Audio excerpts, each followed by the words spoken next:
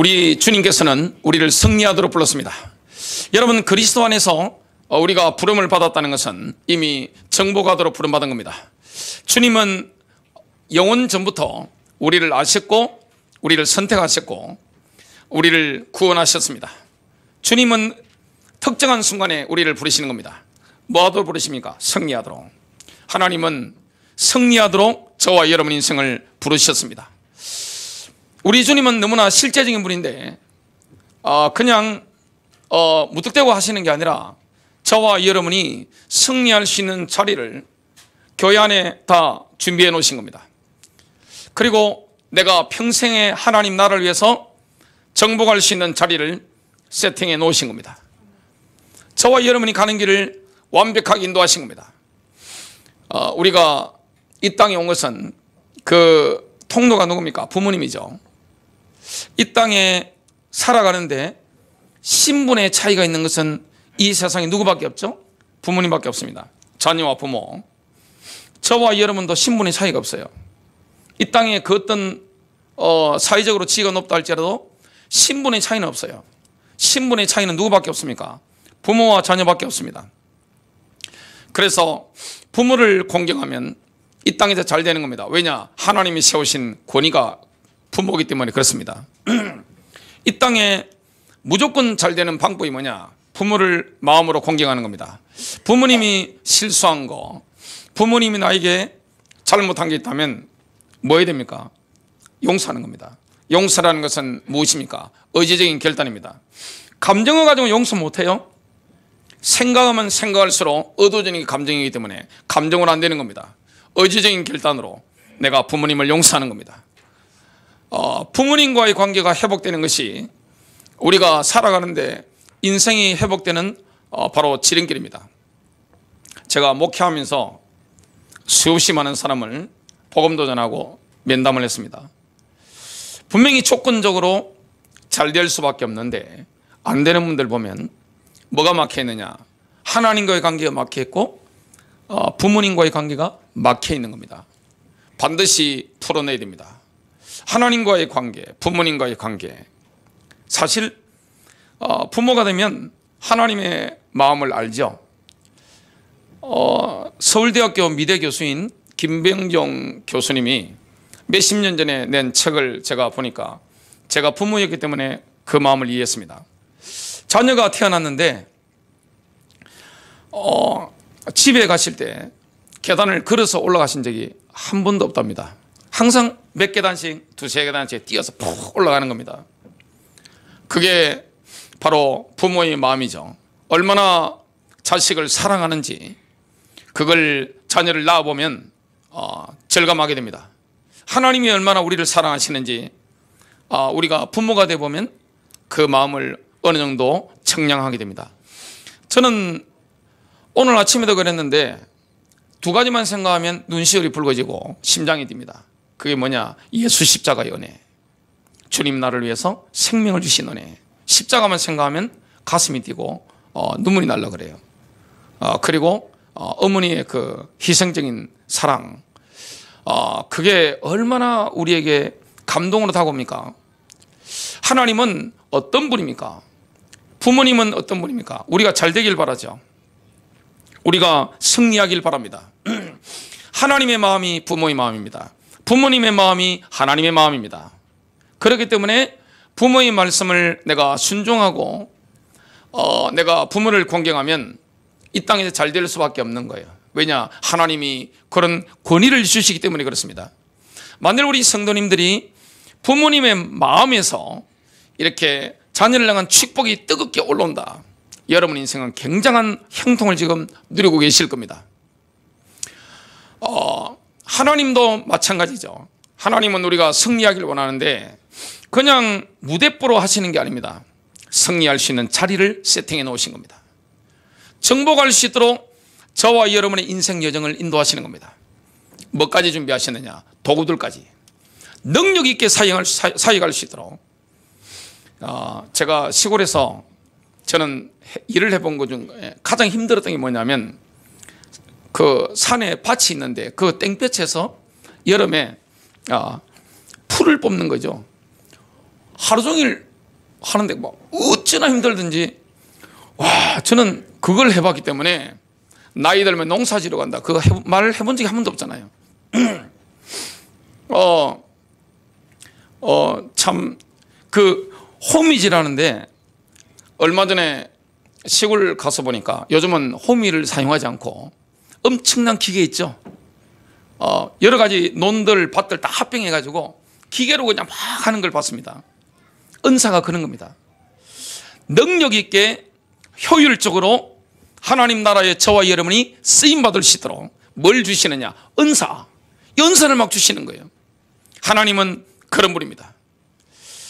로마서 12장 6절부터 8절입니다. 그런즉 우리에게 주신 은혜에 따라 우리가 다른 선물들을 가지고 있으니, 대언이면 우리가 믿음의 분량대로 대언하고, 혹은 사역이면 우리가 우리의 사역하는 일로 섬기며, 가르치는 자는 가르치는 일로 섬기고, 권면하는 자는 권면하는 일로 섬기며, 주는 자는 단순함으로 그 일을 하고, 다스리는 자는 부지런함으로, 긍휼을 베푸는 자는 즐거움으로 할 것이니라.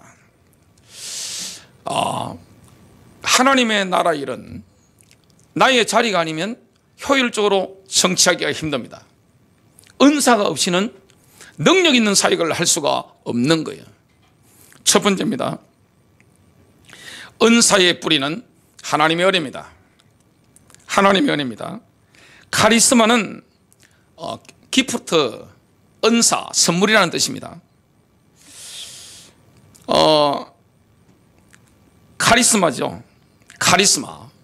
이 제일 언어적으로 오용되고 있는 게 뭐냐면 카리스마 넘친다. 그게 사실 왜곡된 언어입니다. 카리스마를 그리스 말로 한다면 전부 다 뭐냐? 선물이라는 뜻입니다. 기프트예요, 영어로. 그게 바로 은사입니다. 굉장히 잘못되게 지금 사용되고 있죠. 카리스마와 카리스마틱 둘 다 카리스라는 말에서 나왔는데 바로 은혜입니다. 이 은혜에서 카리스마가 나온 겁니다. 카리스는 아름다움으로도 번역이 됩니다.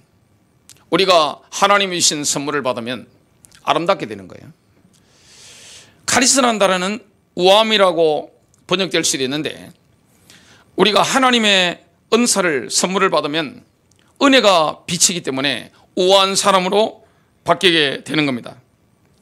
하나님께서 우리에게 은혜의 빛을 지금 비추고 계신 겁니다. 그래서 우리는 그 은혜의 빛으로 빛이 나고 있는 거죠. 저와 여러분의 자리에서 그 은사로 말미암아, 그 선물로 말미암아 저와 여러분이 빛나는 존재가 되는 겁니다. 그런 승리의 사람으로 주님이 저와 여러분을 인도하시는 겁니다. 하나님의 은혜를 인간의 노력으로 얻는 것은 불가능합니다. 그래서 이 은혜를 가장 이해하기 힘든 사람들이 누구냐면 성실한 사람들입니다.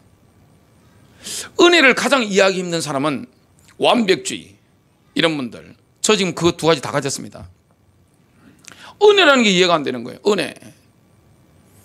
사람이 염치가 있어야지. 그래서 대한민국은 6.25 문화에 이렇게 깊이 물들이기 때문에 하나님의 은혜다. 이걸 이해하기가 굉장히 힘들어요.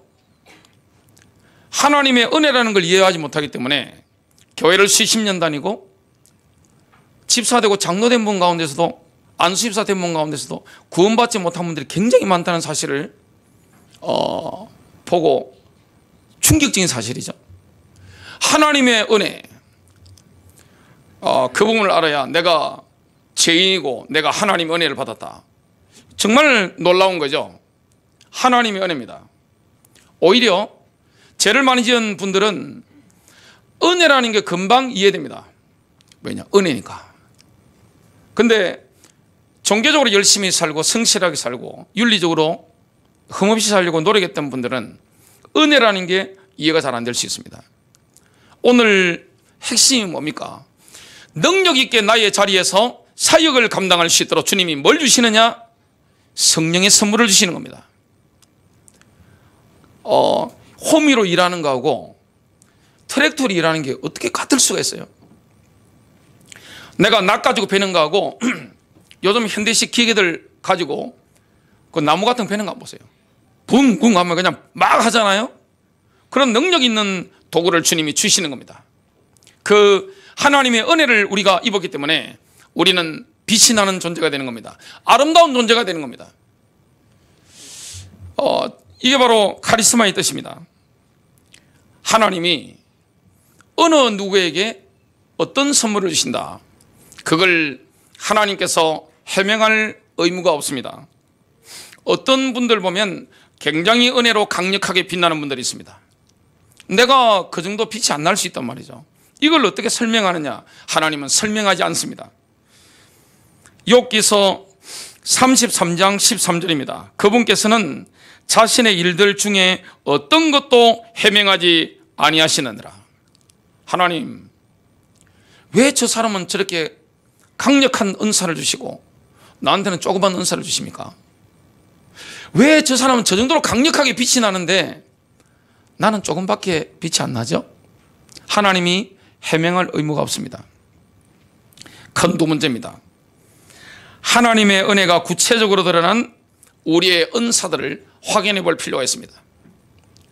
하나님이 내게 주신 은혜들이 있습니다. 이걸 세어볼 필요가 있는 거예요. 얼마나 주님이 우리를 사랑하시고 교회 안에 나의 자리를 감당할 수 있도록 능력 있는 도구를 주시는지, 성령님이 역사하시는 그런 도구를 주시는지 너무 놀라울 뿐입니다. 굉장한 거죠. 카리스마는 은혜가 구체적으로 드러난 은사를 뜻합니다. 카리스마타는 은혜가 여러 가지로 많이 나타난 은사들이라는 뜻입니다. 이게 바로 카리스마와 카리스마타인데요. 우리는 어떤 은사를 이미 가지고 있는데 내가 그 은사를 받았다는 사실을 잘 모를 수 있습니다. 그리고 가장 중요한 은사 가운데 드라마틱한 은사가 아닐 수도 있습니다. 근데 굉장히 중요한 겁니다. 기본적인 은사가 있습니다. 두 가지 기본적인 은사가 있는데 모든 그리스도인들이 받은 은사가 있습니다. 첫 번째 선물이 뭡니까? 의입니다. 의. righteousness. 주님이 우리를 어렵게 만드신 겁니다. 모든 그리스도인들을 죄에서 어렵게 만드신 겁니다. 로마서 5장 15절부터 17절인데요. 주이시 뉴 테스트먼트로 한번 읽어보겠습니다. 그러나 값없이 주시는 선물은 범죄와 같지 않습니다. 한 사람의 범죄 때문에 많은 사람이 죽었기에 하나님의 은혜, 곧 예수와 메시아 한 사람의 은혜로운 선물이 많은 사람에게 더욱 넘쳤습니다. 값없이 주시는 선물은 한 사람이 범죄한 결과와 같지 않습니다. 한 죄인으로부터 심판이 임해 정죄에 이르렀습니다. 그러나 값없이 주시는 선물은 많은 범죄 후에 왔고 무죄를 선고했습니다. 이게 바로 칭이죠. righteousness입니다. 의입니다. 만일 한 사람의 범죄로 죽음이 그 한 사람을 통해 군림했다면 넘치는 은혜를 받은 사람들, 곧 어렵다고 여기지는 선물을 받은 사람들은 더욱 한 사람 예수와 메시아를 통해 생명 안에서 다스릴 것입니다. 우리는 예수 그리스도의 부활을 통해서 어렵게 됐습니다. 그리스도께서 부활하신 것을 우리가 믿을 때 우리는 어렵게 되는 겁니다. 의는 하나님의 선물입니다. 은사죠. 로마서 4장 3절입니다. 아브라함이 하나님을 믿음에 그것을 그에게 의로 여기셨느니라. 단 한 번도 죄를 지은 적이 없는 것처럼 우리가 깨끗해진 거예요. 그래서 이 선물을 받았다는 것을 아는 사람은 어떻게 됩니까? 자기 정죄에 빠지지 않는 거예요. 죄책감에 빠지지 않는 거예요. 누가 나를 뒷담화한다고 해서 개의치 않는 거예요. 내가 나를 막 자책하지 않는 거예요. 왜냐? 완벽하게 용서받았기 때문에 성령님과 내 양심이 내가 용서받은 사실을 증가하고 있는 겁니다. 모든 그리스도인들이 받은 그 다음 선물은 영생입니다. 이터널 라이프죠. 영원한 생명입니다. 로마서 6장 23절 제2sak선 사망이나 하나님의 선물은 예수 그리스도 우리 주를 통해 얻는 영원한 생명이니라. 어렵다고 여기지는 것으로 끝나지 않습니다. 칭의의 선물은 우리의 반응을 요구합니다. 주님이 나를 어렵다고 하시기 때문에 거기에 우리가 반응해야 되는 겁니다. 요한계시록 19장 8절에 의하면 그리스도의 신부는 뭘 입고 있습니까? 밝고 빛나는 흰 세마포를 입고 있습니다. 그건 뭡니까? 흰 세마포는 뭐죠? 성도들의 옳은 행실입니다. 빌립보서 2장 12절 13절을 주이신 뉴 테스트먼트로 한번 읽어보겠습니다. 두려움과 떨림으로 여러분의 구원을 이루어 나가십시오. 하나님께서는 여러분이 자발적으로 그분을 기쁘시게 할 수 있도록 여러분 가운데서 일하시는 분이십니다. 개인적인 은사가 있습니다. 너무나 놀라운 거죠. 퍼스널 카리스마타가 있습니다. 뭡니까? 바로 독신의 은사입니다. 태어났는데 성욕을 전혀 느끼지 못하는 사람도 있습니다. 그런데 독신의 은사를 받은 사람들도 있습니다. 또한 성욕이 있지만 하나님 나라를 위해서 결혼을 포기한 분들도 있습니다. 위대한 하나님의 종들 가운데 그런 분들 굉장히 많죠. 고린도전서 7장 7절입니다. 나는 모든 사람이 나와 같기를 원하노라. 바울은 혼자 살았죠. 왜 그렇습니까? 하나님 나라 확장에 바울은 특별한 사명을 받았기 때문에, 특별한 부르심을 받았기 때문에, 바울 같은 사람은 결혼을 한 상태 같으면 집에 들어오지 않고 몇 년씩 돌아다닌단 말이죠. 가정이 유지되겠습니까? 파탄 나겠죠. 결혼 생활이 불행하게 끝날 가능성이 굉장히 높죠.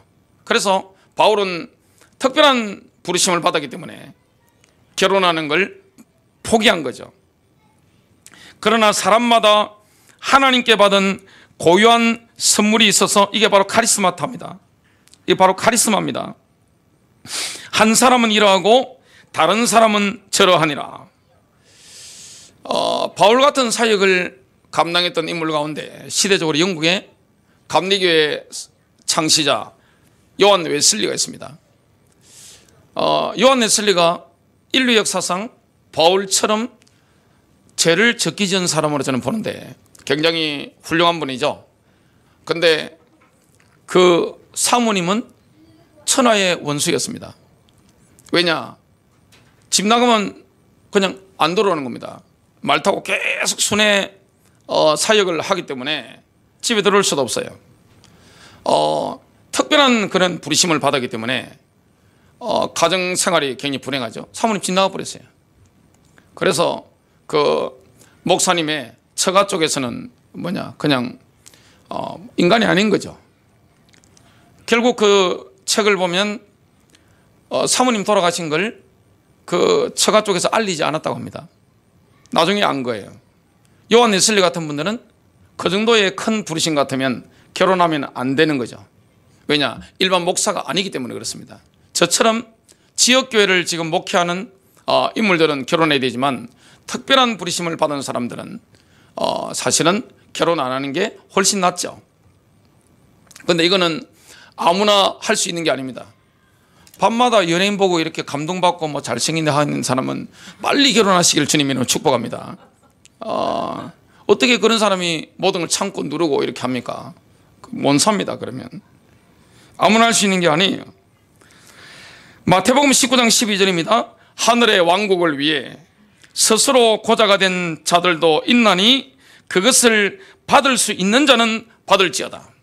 강제로 할 수 있는 게 아니죠. 영적인 은사가 있습니다. 스피리추얼 카리스마타가 있습니다. 9가지가 있죠. 성령님께서는 교회 유익을 위해서 이런 스피리추얼 카리스마타, 영적인 은사를 나눠주시는 겁니다. 철저하게 교회 유익을 위해서 나눠주시는 겁니다. 고린도전서 12장 7절부터 11절입니다. 그러나 각 사람에게 성령의 나타나심을 주신 것은 함께 유익을 얻게 하려 하심이라. 어떤 사람에게는 성령을 통하여 지혜의 말씀을 주시고, 또 어떤 사람에게는 같은 성령을 따라 지식의 말씀을, 또 어떤 사람에게는 같은 성령으로 믿음을, 어떤 사람에게는 같은 성령으로 병 고치는 은사들을, 또 어떤 사람에게는 기적들을 행함을, 어떤 사람에게는 예언함을, 어떤 사람에게는 영들을 분별함을, 또 어떤 사람에게는 여러 가지 방언들을 말함을, 어떤 사람에게는 방언들을 통역함을 주시느니라. 그러나 이 모든 일은 한 분이신 같은 성령께서 역사하시어 그분께서 원하시는 대로 각 사람에게 나누어 주시느니라. 주권이 사람에게 있는 게 아니에요. 내가 달라고 해서 선물을 받는 게 아니에요. 뭡니까? 성령님께서 보시고 우리의 자리에 맞는 선물을 나눠주시는 겁니다. 그래서 저와 여러분은 하나님의 은혜로 빛이 막 나는 겁니다. 카리스마가 임한 거죠. 선물이 임한 겁니다. 고린도전서 12장 28절, 하나님께서 교회 안에 몇을 세우셨으니 첫째는 사도들이요, 둘째는 선지자들이요, 셋째는 교사들이요, 그 다음은 기적들이요, 그 다음은 병 고치는 은사들이며 돕는 것과 다스리는 것과 여러 가지 방언들이라. 로마서 12장 6절입니다. 그런즉 우리에게 주신 은혜에 따라 우리가 다른 선물들을 가지고 있으니 대언이면 우리가 믿음의 분량대로 대언하고. 성령님은 눈에 보이지 않습니다. 성령의 선물을 통해서 자신을 드러내시는 겁니다. 눈에 보이지 않는 성령께서 교회 안에서 자신을 오픈하시는 방법이 뭡니까? 바로 은사입니다. 성령의 선물들을 주셔가지고 성령의 일하심, 이걸 오픈하시는 거예요. 성령님은 우리가 볼 수 있고 들을 수 있고 느낄 수 있는 방식으로 우리의 감각에 충격을 주시는 겁니다. 왜냐? 은사가 나타나니까. 이게 바로 성령님의 역사입니다. 무식한 사람도, 난 놓고 기억자도 모르는 사람도 지식 연사, 지혜 연사 받을 수 있습니다. 그런 분들 설교 잘합니다. 역사상 그런 인물들도 있습니다. 정말 하나님이 쓰시는 사람들이 있습니다. 계시의 은사들은 세 가지가 있죠. 계시의 은사들 뭐가 있습니까? 지식의 말씀, 지혜의 말씀, 그 다음에 영분별의 은사가 있습니다. 지식의 말씀은 우리에게 어떤 상황에 대한 정보를 제공합니다. 하나님이 우리에게 정보를 제공하는 거예요. 누가 하시는 겁니까? 성령님께서. 이게 은사를 받은 사람에게는 그런 정보가 오는 거죠. 지혜의 말씀은 제공된 정보를 가지고 무엇을 행해야 할지 올바른 방향을 지도합니다. 이 성령의 역사입니다. 전도서 10장 10절, 새가 무디어졌는데도 사람이 나를 갈지 아니하면 그가 반드시 더 많은 힘을 들여야 하거니와. 칼이나 이런 거 보면 나를 갈지 않으면 힘들죠. 칼 사용할 때도 마찬가지고. 지혜는 지도하는 일에 유익하니라. 지혜는 어떤 사람에게 도끼날을 갈도록 지도하죠. 그 결과가 얼마나 매끄럽게 성공적으로 갑니까? 그게 바로 지혜죠. 영분별의 은사가 있습니다. 다양한 영들을 인식합니다. 영들을 인식하는 거예요. 딱 보면 바로 꿰뚫어 보는 겁니다. 영들을 확인하고 영들을 식별하는 겁니다. 이런 능력이 와 있는 거죠. 에베소서 6장 12절입니다. 우리의 씨름은 혈과 육을 상대하는 것이 아니요 정사들과 군세들과 이 어둠의 세상 주관자들과 하늘에 있는 악의 영들을 상대함이라. 여러분 가정 안에든 교회 안에든 또 직장이나 사업장이나 학교에 가셨는데 딱 보는데 영을 분별하는 은사가 있으면 어떻게 됩니까? 보면 바로 압니다. 차트 뭐 해서 설명하고 필요 없습니다. 보면 바로 깨뜨려 보는 거예요. 영분별의 은사로 하나님처럼 상대방의 마음을 보고 바로 하는 겁니다. 이게 바로 영분별 은사입니다. 눈만 봐도 바로 알아요. 얼굴만 봐도 그냥 바로 그냥 순간으로 캐치가 가능한 거죠. 하나님처럼 그렇게 할 수 있는 겁니다. 사무엘상 16장 7절입니다. 사람은 외모를 보거니와 나 여호와는 중심을 보느니라. 사람은 외모를 보죠. 어쩔 수가 없죠. 눈에 보이는 게 다니까. 그러나 주님은 마음을 보시는 겁니다. 그 마음의 상태를 영분별 은사를 받으면 그냥 보고 바로 하는 거죠. 사탄의 악한 속임수가 있죠. 그걸 그냥 바로 아는 겁니다. 영적인 직관력입니다. 통찰력입니다.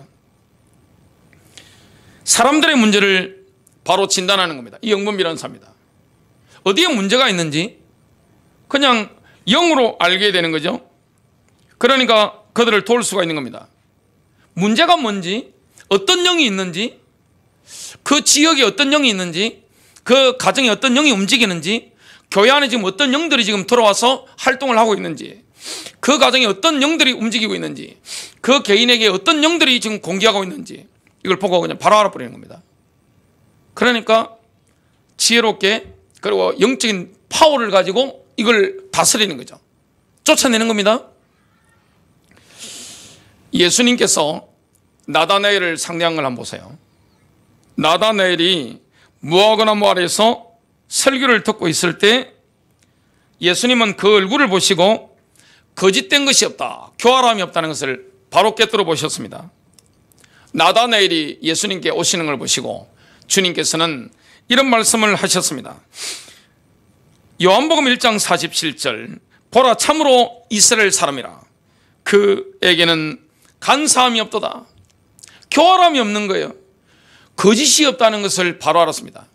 예수님의 제자가 되기에는 너무나 좋은 조건을 가지고 있는 사람이 누굽니까? 거짓이 없는 사람, 나다나엘이었습니다. 얼마나 나다나엘이 깜짝 놀랐겠습니까? 본인을 개인적으로 처음 보는 예수님께서 자신의 그 기질적인 성품적인 이런 좋은 점, 자기의 마음에 이런 거짓이 없는 이런 것을 보시고 바로 깨뜨려 본 거죠. 영분별 은사를 받으면 사람의 마음을 이렇게 정확하게 읽을 수가 있는 겁니다. 또 능력의 은사들도 세 가지가 있는데요. 믿음의 은사가 있습니다. 믿음의 은사는 신약 성경을 보면 세 가지로 나타납니다. 삶의 방식으로서의 믿음이 있습니다. 의인은 믿음으로 살리라. 저와 여러분의 모든 삶의 영역 가운데 믿음을 적용하면 삽니다. 질병에도 믿음을 적용하면 삽니다. 경제에도 믿음을 적용하면 삽니다. 인간관계에도 믿음을 적용하면 살게 되는 거예요. 저는 어제 딸하고 걸으면서 그 이야기를 했습니다. 너무 부정적이고 어두운 사람은 만나지 마라. 그 이야기를 했습니다. 믿음의 사람 특징이 뭡니까? 긍정적입니다. 그리고 진취적입니다. 뭐든지 하고자 합니다. 창조력이 있습니다. 하나님이시는 영의 역사가 있기 때문에 믿음의 사람 특징이 뭡니까? 생각할 줄 알죠? 설계를 하는 능력이 있습니다. 그리고 입으로 말합니다. 현상 가운데 창조물을 만들어내는 겁니다. 믿음으로 사는 겁니다. 그리고 믿음의 열매가 있습니다. 주님을 믿는 것이 해가 갈수록 어떻게 됩니까? 깊어지죠. 굉장히 하나님을 신뢰한다, 이런 것들을 우리가 보게 되죠. 믿음의 선물은 어떻습니까? 어떤 상황에 특별한 목적을 달성하기 위해서 초자연적으로 하나님이시는 선물입니다. 남들이 볼 때는 이해가 안 됩니다. 그냥 질러버리는 거예요. 왜냐? 은사가 왔기 때문에 그 엄청난 일들을 본인이 감당할 수가 있는 거예요. 은사가 왔기 때문에 그게 가능한 겁니다. 성령의 선물이 온 거예요. 하나님이, 이거는 믿음의 열매와 다릅니다. 어떤 목적을 성취하기 위해서, 하나님의 일을 이루어 나가기 위해서 특정한 순간에 어떤 사람에게 그 사역을 감당할 수 있도록 믿음의 선물을 위해서 부어버리는 겁니다. 무리를 걷게 됩니다. 그리고 그 사람의 말에는 초자연적인 기적이 막 나타나는 겁니다. 기적을 행하는 은사는 어떻습니까? 그냥 순간적으로 눈에 보이죠? 병 고치는 은사, 대부분적으로 나타나죠? 대부분이 눈으로 볼 수 없습니다. 그냥 갑자기 나올 수도 있지만 대부분이 어떻습니까? 점진적으로 치유됩니다. 소리를 내는 은사가 있습니다. 소리를 내는 은사들 가운데는 세 가지가 있는데요. 방언의 은사가 있습니다. 사람들이 가장 이해하기 힘든 게 뭡니까? 방언이죠. 받으면 쉬운데 방언 통역의 은사가 있습니다. 초자연적으로 성령님께서 주시는 은사입니다. 본인이 통역할 수 있고 제3자가 통역할 수도 있죠. 방언 통역의 목적은 본질적으로 예언의 은사와 목적이 같습니다. 고린도전서 14장 4절부터 5절입니다. 알지 못하는 방언을 말하는 사람은 자기를 시오나 방언을 하면 본인을 시옵니다. 성령 충만의 식행 코스입니다. 첩경이죠. 지름길입니다. 영적인 충만함을 얻는 지름길이 뭡니까? 방언을 하는 겁니다. 바울이 그걸 설명을 깊이 했죠. 예언하는 사람은 교회를 세우느니라. 그래서 예언이나 방언 통역이나 뭘 세우는 겁니까? 덕을 세우는 겁니다. 사람을 찌르는 게 아니에요. 덕을 세우는 겁니다. 나는 너희 모두가 방언들로 말하기를 바라지만 차라리 예언하기를 바라노라. 이는 방언들로 말하는 자가 통역을 하여 교회가 세움을 얻지 못한다면 예언하는 자가 더 낫기 때문이더라. 혼자 방언한다고 해서 교회를 세우는 거 아니에요. 그리고 교회에 덕을 끼치는 게 아니죠. 가장 중요한 건 뭡니까? 공동체의 덕을 세우는 겁니다. 은사라고 하는 것은 나를 위해서 하는 게 아니에요. 뭡니까? 교회 유익을 위해서, 공동체 유익을 위해서 하나님이 은사를 주시는 거지 내 개인의 장난감이 아니에요. 내가 마음대로 그냥 막 움직이는 그런 것도 아닙니다. 사람을 조종하기 위해서 사용하는 것도 아닙니다. 철저하게 공동체의 유익을 위해서 주시는 게 뭡니까? 은사입니다. 예언의 은사가 있는데요, 하나님께로부터 나오는 말씀을 말하는 능력입니다. 예언의 능력은 성령님께로부터 옵니다. 우리가 교육을 많이 받는다고 해서 예언할 수 있는 게 아니죠. 우리는 예견을 할 뿐입니다. 결론 맺습니다. 지금은 어떤 시대입니까? 하나님이 주신 이 도구들이 회복되는 시대입니다. 왜냐? 마지막 때입니다. 이 궤주, 400m 궤주를 하면요, 제일 잘 뛰는 사람이 언제 뛰죠? 제일 마지막에 뜁니다. 지금은 마지막 주자일 가능성도 있습니다. 우리가 주님 오실 날을 모르기 때문에. 그러면 이 마지막 때 초대교회 때 일어났던 이런 은사들이 막 새롭게 일어나는 그런 시대입니다. 우리 교회 안에도 막 일어나고 전 세계 선교지라든지 한국교회라든지 얼마나 이런 하나님이 주신 선물들이 풍성하게 일어나는지 모릅니다. 이러한 은사들이 사도시대가 끝나면서 끝났다고 하는 분들도 있습니다. 그거는 본인이 안 해봐서 그렇습니다. 본인이 경험이 없어서 지금 그런 겁니다. 우리가 영적 세계에 들어가다 보면 선물은 하나님이 주십니다. 받아버리는 거예요. 은사라고 하는 것은 하나님이 주권적으로 교회 유익을 위해서 주시는 겁니다. 우리가 잘 되도록 주시는 거예요. 교회가 잘 되도록 주시는 거예요. 저와 여러분이 부름받은 그 부르심의 자리가 정말 능력 있게 감당이 되도록 주시는 게 뭡니까? 바로 선물입니다. 그게 바로 은사입니다. 그게 바로 카리스마예요. 카리스마가 있는 사람이 되는 겁니다. 그리고 카리스마가 넘치는 사람이 되는 겁니다. 이게 바로 카리스마입니다. 고린도전서 1장 7절입니다. 너희가 아무 은사에도 부족함이 없이 우리 주 예수 그리스도의 오심을 기다립니다. 바울이 고린도 교회를 보면서 굉장히 감사했던 거죠. 우리는 정말 좋은 시대를 살고 있습니다. 뭡니까? 지금 은사들이 지금 막 회복되는 시대, 마지막 시대, 영적으로 혼탁한 시대마다만은 주님이 오실 때가 가까운 이런 시대에 교회를 세워나가는데 하나님 나라 확장에 강력하게 쓰임받는 도구가 무엇입니까? 우리의 손에 쥐어진 도구, 우리에게 주어진 도구가 뭡니까? 그게 바로 은사입니다. 병 고치는 은사를 가지고 있는 분들이 전도에 얼마나 유익해요? 굉장히 유익합니다. 병 고침을 받아보면, 저도 불치병을 치유받아본 경험이 있는데 너무 기쁘죠? 너무 기뻐요. 그 감격은 의사가 못 고치는데 성령께서 나를 치유하셨다. 그 감격은 말로 표현이 안 돼요. 눈물과 감격. 그냥 하나님께 뭐든지 다 드리고 싶죠. 왜냐? 너무나 받았기 때문에 그런 거예요. 큰 걸 받은 거예요. 우리는 주님이 나를 죄 없다고 선언하셨습니다. 영생의 선물을 받았잖아요. 이런 큰 은혜가 어디 있습니까? 멸망당할 우리 인생이 영생의 선물을 받은 거예요. 그리고 교회 유익을 위해서 주님께서는, 성령님께서는 은사를 막 나눠주셔가지고 카리스마 있는 사람으로 우리를 만드시는 겁니다. 빛나는 사람으로 만들어주시는 거예요. 능력 있는 사람으로 만들어주시는 거예요. 얼마나 능력 있게 쓰임받습니까? 나의 자리에서 승리하도록. 실패가 없는 거예요. 어떻게 주님이 실패하는 자를 우리 인도합니까? 그렇지 않나요? 저는 19살 때 부름을 받았습니다. 아멘하고 따라 나섰어요. 저는 이 목사의 일로 부름을 받았습니다. 실패하도록 부름받은 게 아니에요. 가는 데마다 열매가 있는 거예요.